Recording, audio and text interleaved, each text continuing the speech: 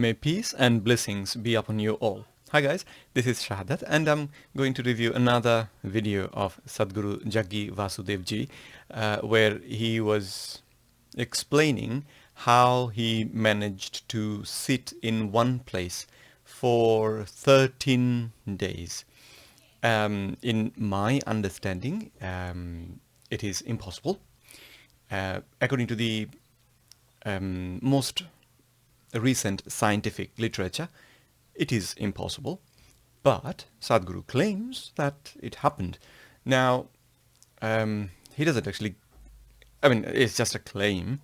You see, when you make an unusual claim, you need unusual amount of evidence to back it up. If you claim something like this big, you need to do it again and again to show the world that it is possible. For example, if I told you that you can hold your breath for about 10 minutes, so you can stop breathing for 10 minutes, you will probably not believe me, right? You will say, okay, how do you do it? Show me that you can. Now, if I can show you, then you know that this is a technique that applies to everybody. You just need to learn the technique, then it'll work for everybody. And if I cannot teach you, if I give you these steps and following the same steps, 100 people follow the same steps and they don't get the same result, then you know that it's probably not knowable. It probably is a special thing, special ability of me being able to do it, not anybody else. And but still then, to prove it, that I actually do have this ability, I have to give demonstrations every now and then to show you that it is possible. Now, Sadhguru, in this video, I'll show it to you now, he claims that he was in such this state that he sat there for 13 days and he didn't know, he just thought it was about 10-15 minutes or half an hour maximum. And 13 days have gone past. He didn't go to the toilet. He didn't eat anything. He didn't drink anything.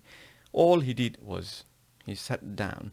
And I haven't seen him. I haven't seen any example of him doing that ever again for the 13 days. Whereas similar kind of claims were made by this guy called Wim Hof.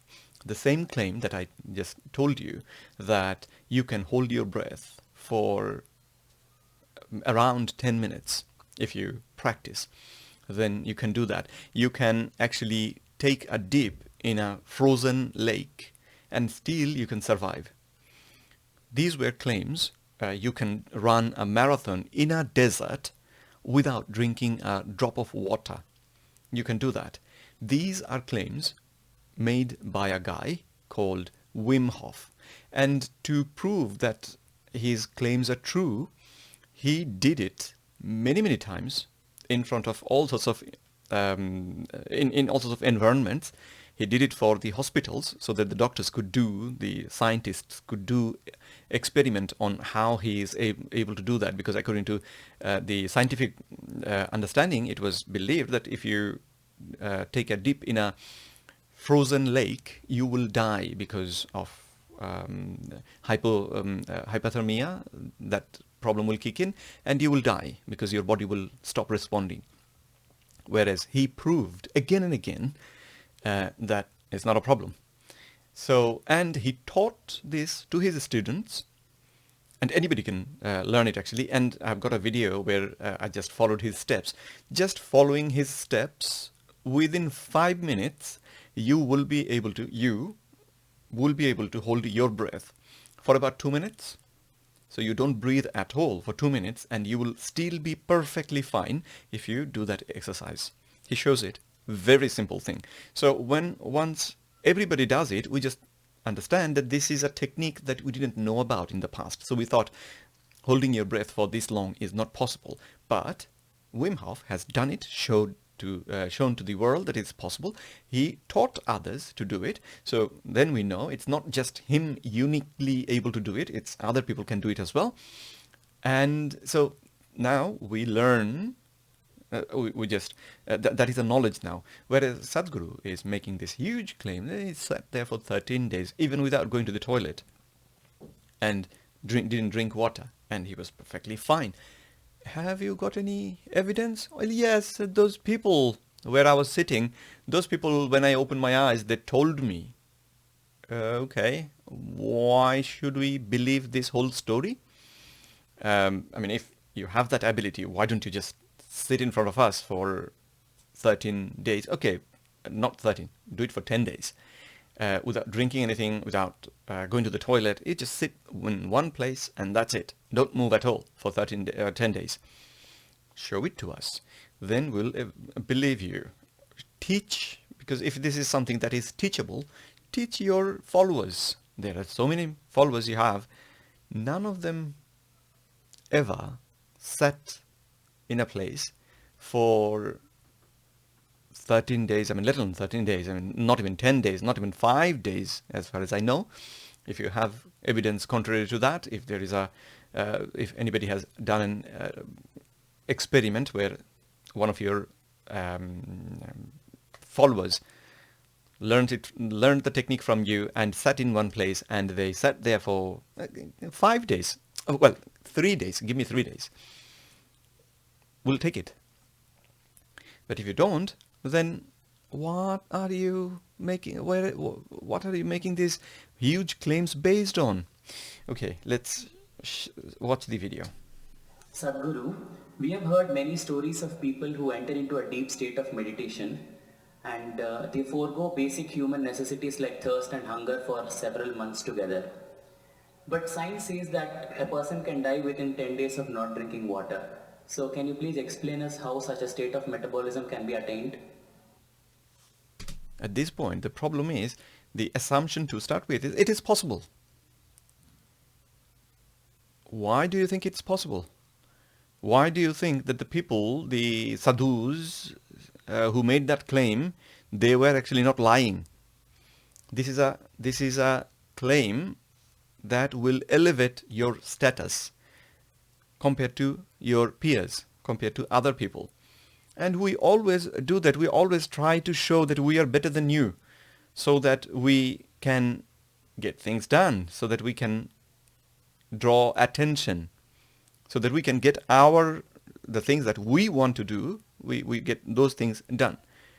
Why do you have, I mean, why would you just believe that somebody did a supernatural thing and without any evidence, you just, okay, he says it, must be true. He's becoming a doctor.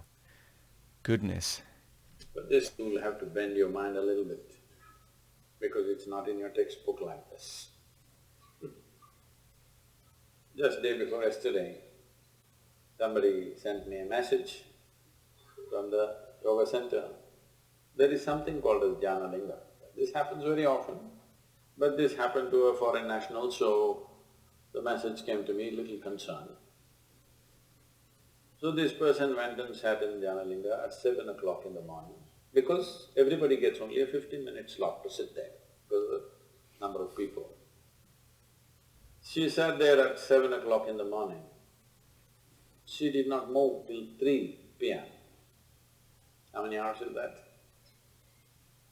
3 plus 8 hours. She just sat there unmoving. She didn't realize that she's sitting that long. She thought she's going to sit for a 15-minute slot. So they sent a message to me, Sadhguru, like this, she's not moved, should we disturb her? I said, leave her alone, it's okay. Like this it happens. Once it happened, I sat down, way back. I thought, this was new to me also at that time, I thought I'm going to, I sat there for 25–30 minutes. When I opened my eyes, a huge crowd in front of me in a village, garlands around my neck, they're all trying to pull my legs, in India, India being what it is. And the moment I open my eyes, somebody wants to know about his business, somebody wants to know when his daughters will get married, all kinds of things. Then I said, where did all you idiots come from? They say, you've been sitting here for 13 days.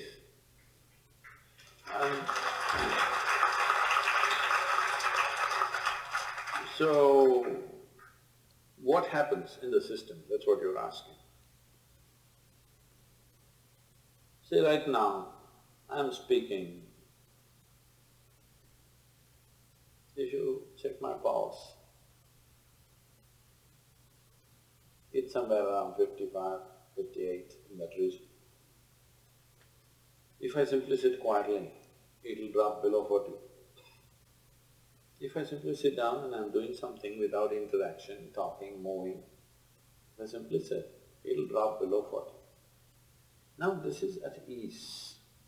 This will not build any unnecessary friction inside.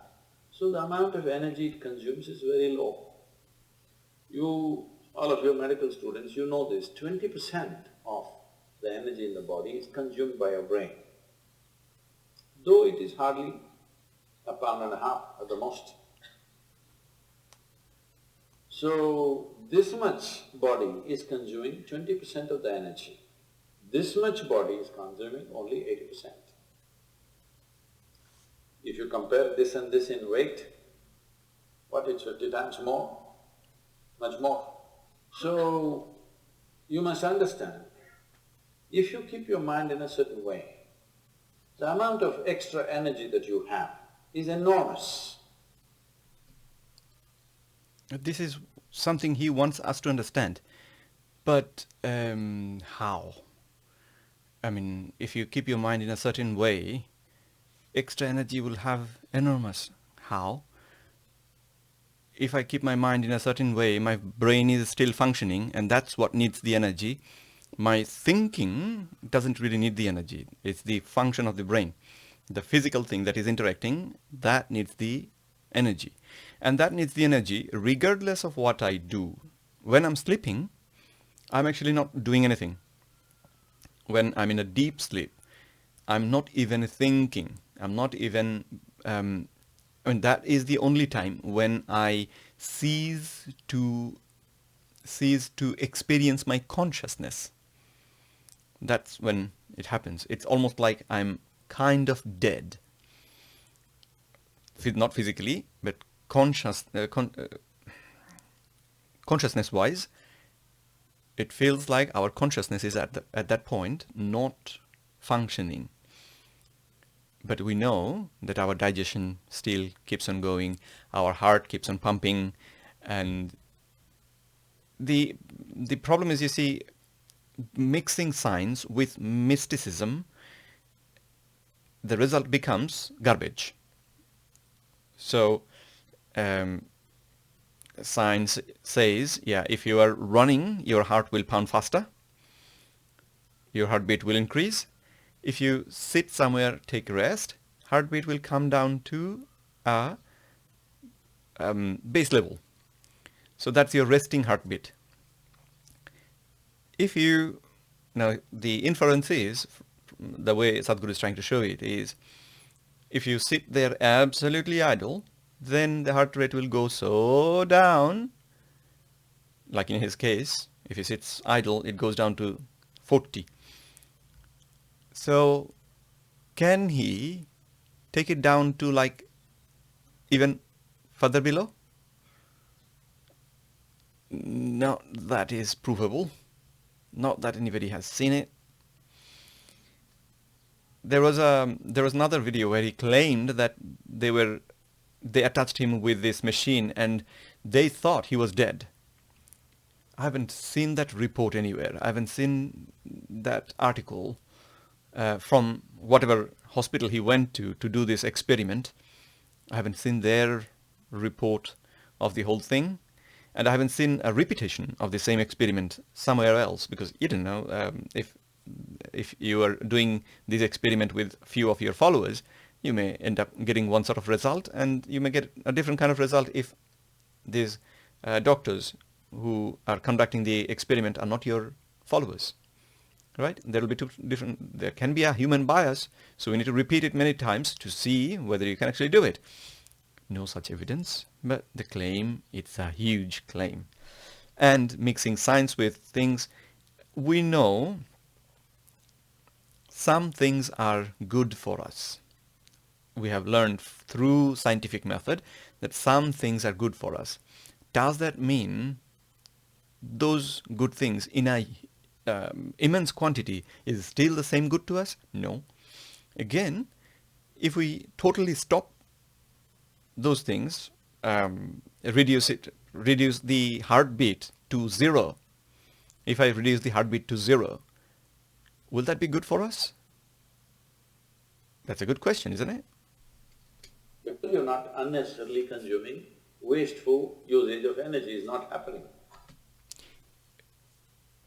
80% energy gets used by my body. So, and that's not the, the basal metabolic rate. There is a term called basal metabolic rate. What that means is if you lie down on a bed and don't even lift a finger, your body will still consume a certain amount of calorie every day. That is called your basal metabolic rate, right? And that number indicates, because it's received, we identified this number through the scientific method, we are pretty confident that doesn't matter what you do. I mean, if you think about something deeply, obviously you can increase your consumption of energy a bit more, because this only takes 20%, right? So 20% can go to 22%, 25% probably. So you can increase it a little bit. But the 80% is used by the body even when you are not moving at all. So why is the extra energy getting used? Because your heart is using it, your lungs using it, your digestive tract, it is contracting and relaxing, it is using it. So all these things are using the energy.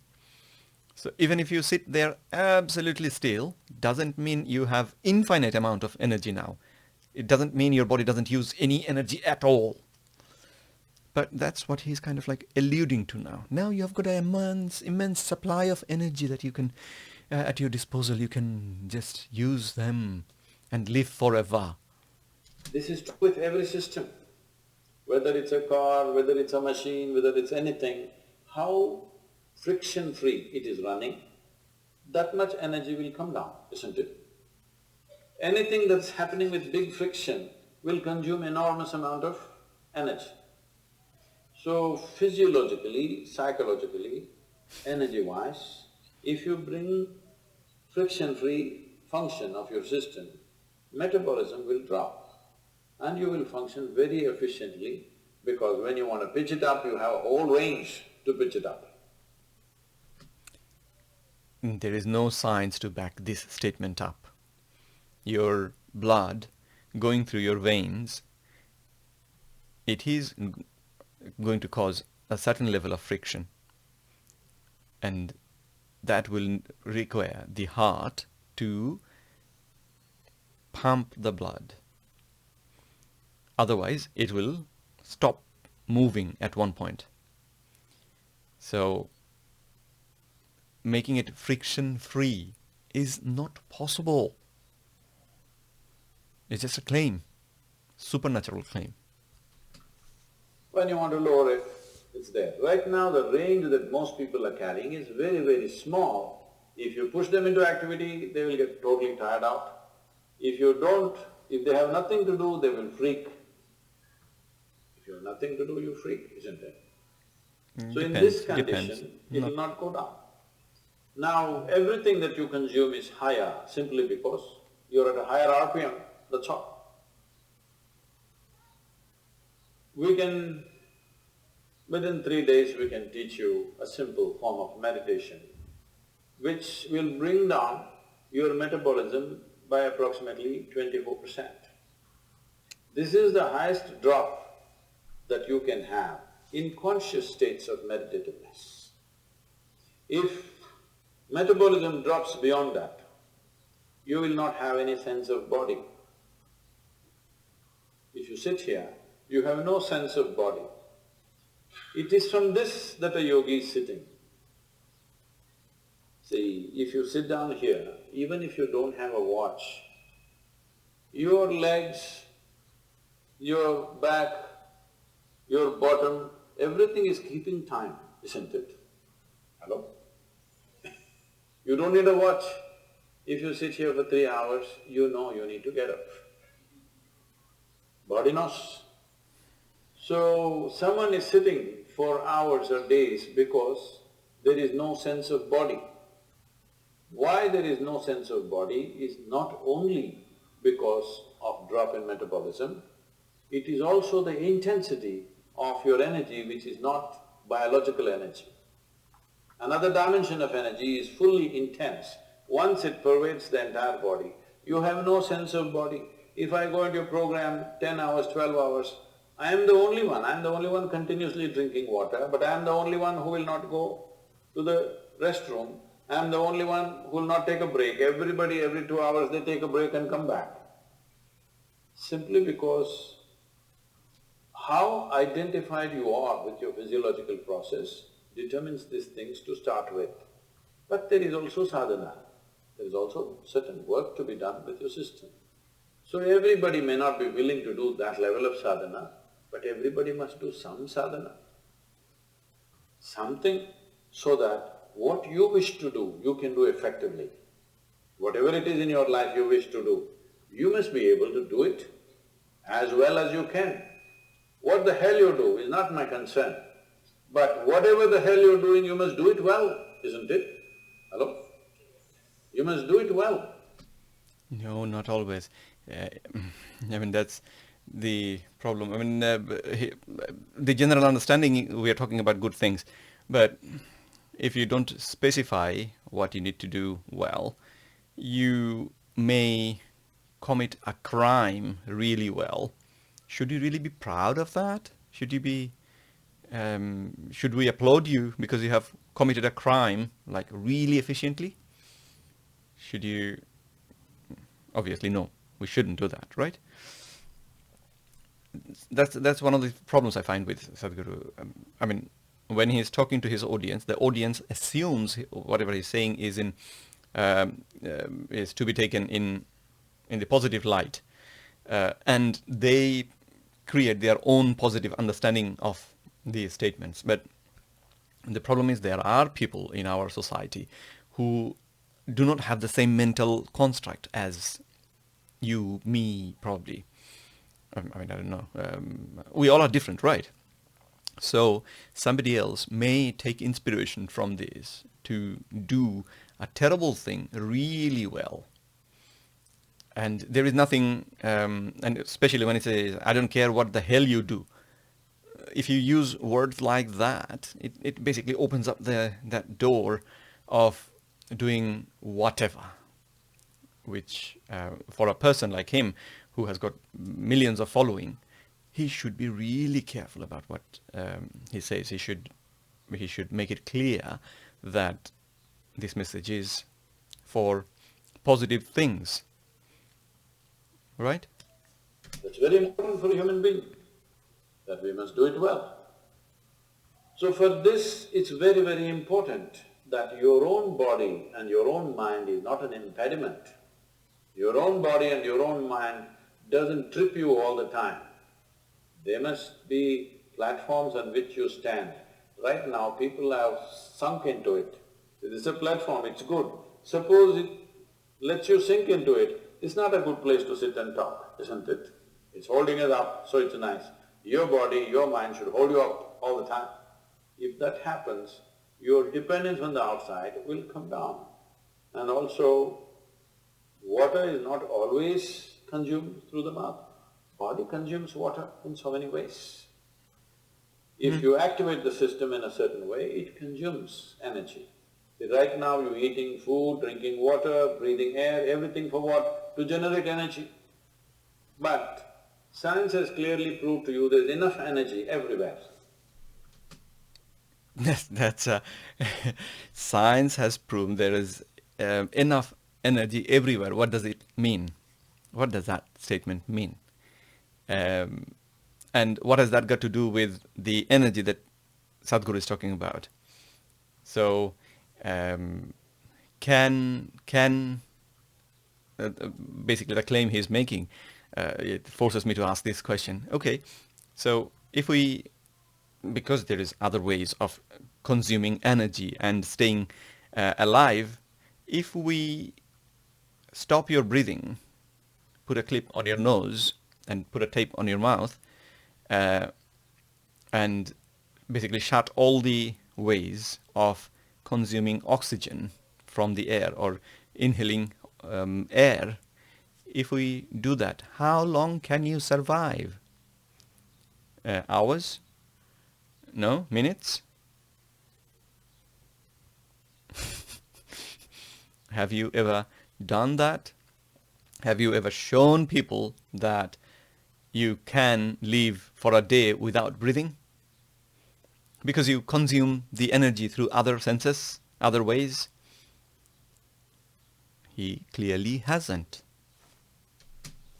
So if you are able to take in energy as it is, if you are able to imbibe energy, how is this possible? The word yoga means just this.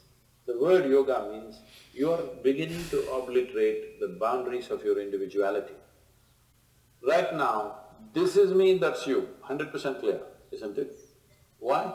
Because you think this body is me, that body is you. This is a clear boundary. My body and your body has a clear boundary.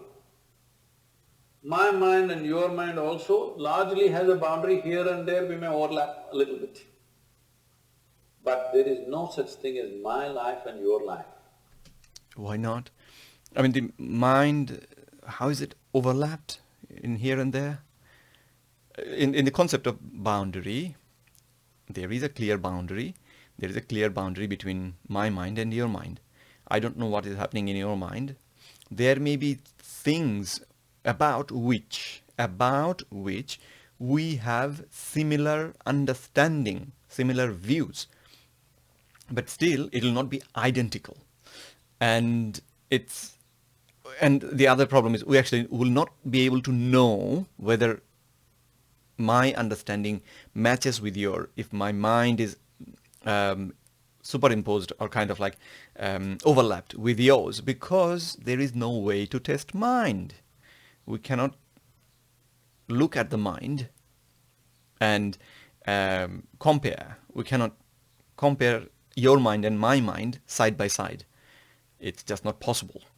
So these sort of statements is actually meaningless statement. You cannot experience it, you cannot test it, and logically it doesn't follow. So what else is there? Have you ever blown soap bubbles, or were you a serious boy even when you were in school? No. Did you blow soap bubbles? Let's say we sit here and blow soap bubbles. You got this big bubble, I got that big bubble. Now I say, this is my bubble, that little one is yours, this is my bubble. Oop, it went. Now I don't say this is my air, that is your air. Life is just like this. This is a living cosmos. Living cosmos, that's a massive claim as well. What does that mean really? The cosmos itself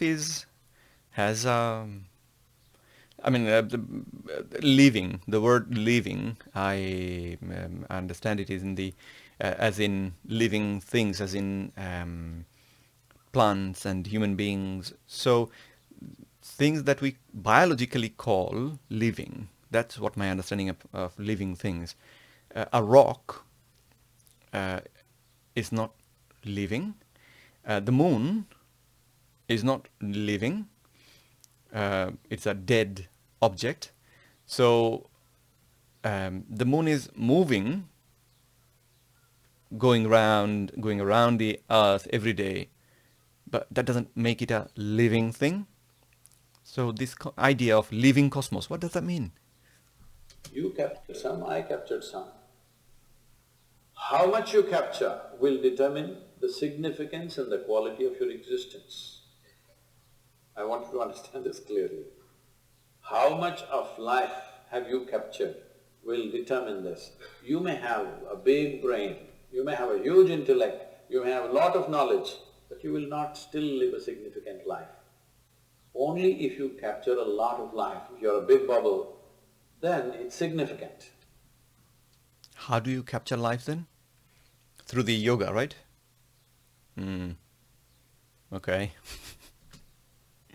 If you have a big body, other people may look at you and say, he's very big, but within you, that will not be the experience. If you have a big brain, people think, oh, he is very smart, but within you, you will not have a significant life. Only if you capture a huge amount of life within you, then if you sit here, simply if you sit here also, it's too fantastic. When it's like that, whether you open your eyes, close your eyes, whether you do something, you don't do something, it doesn't really make a difference to you. Only then you will live in the world as not being a vested interest, because what you do and do not do, what happens to you and does not happen to you, does not determine the quality of your life. That is when we can really trust you, isn't it? Why? That is why when we can really trust you. Where is the concept of trust coming from in this equation now? Otherwise we don't know why you're doing the surgery. Okay, is that a These joke? question marks have come, isn't it? Can I tell you a joke?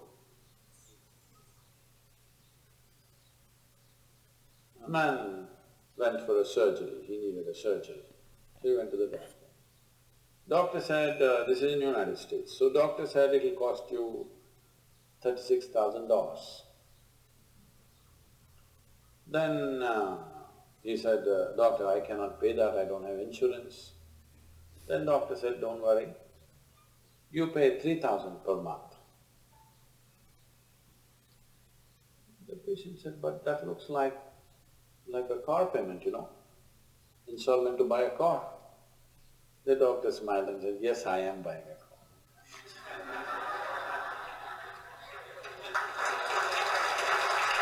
So that was a brilliant joke. What was the point of the joke? Some sort of wisdom, I guess. Didn't get it though.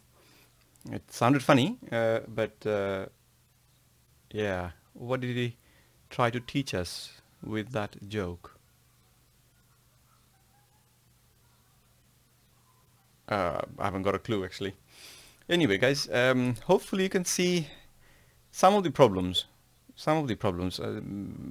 of Sadhguru's huge claims, and hopefully from after watching my video you will not be the same blind follower